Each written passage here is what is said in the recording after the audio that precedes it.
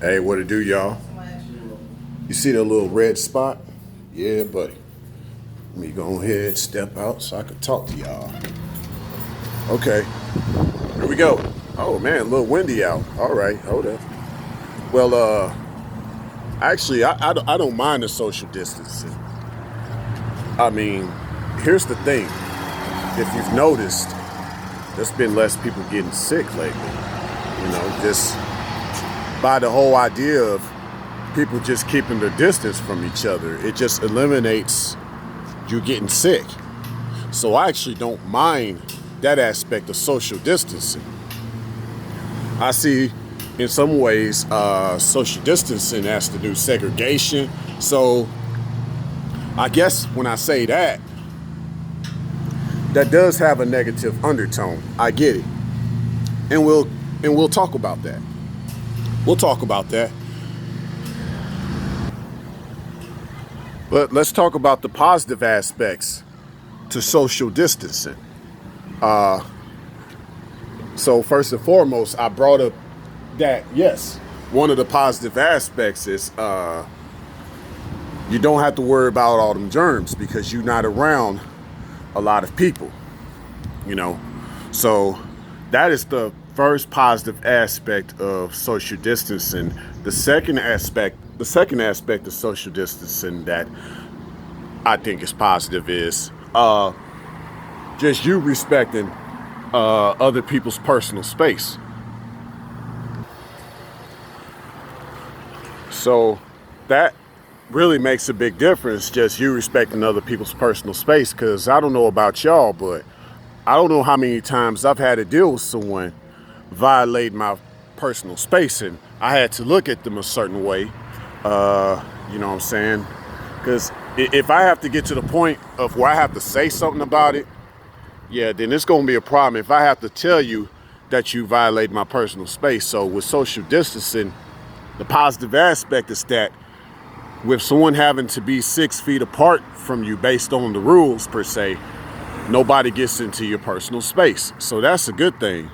You know what I'm saying? And it makes it to where you actually can enjoy your space in places like this, even though, what you see right here is kind of like I don't know if you want to call this a pavilion, but obviously there is no caution tape around it. So you could sit there. Yes, you could sit here, but still keeping in mind that the next person better be 6 feet apart from you. But now let's get into the negative aspects of social distancing. Of course, I said earlier about, how in this day and age, I believe that social distancing represents the new form of segregation. And it does, because it's still keeping people separate from each other as far as fully congregating in ways that we used to.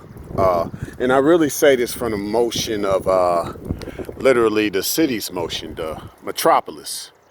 The way you used to see more traffic flow and things like that. You don't see that, so this means you can't go to movies, you can't go bowling, you can't go to concerts, basically anywhere where there's a large amount of people that normally gather there. But if you keep in mind that in these same places, there used to be a lot of mass shootings. So think about that as far as maybe some positivity out of the negativity. Even though we can't really gather like we used to, at the same time, this minimizes your chance of being shot up in a massacre. So I think about that a lot. I think about, yes, you could be shot at or you could be bombed, because you're in a large group. So that's something that I think as time goes on, and I believe as cities develop into mega cities more, everything will be mitigated as far as how people flow, form, and function. And so if we ever get back to some type of normalcy per se, normality, it'll be based on better organization of the populace. But see, I think that, in order for people to achieve this idea of what social distancing has brought upon us due to COVID-19, I believe that it's going to take the cities being restructured. You're going to have to rebuild a city. And yes, you can do this based on the existing grid model. Look no further than places like Spain where, you know, for the most part in those cities, traffic and cars are banned. You cannot use a car in the heart of the city. You got to walk.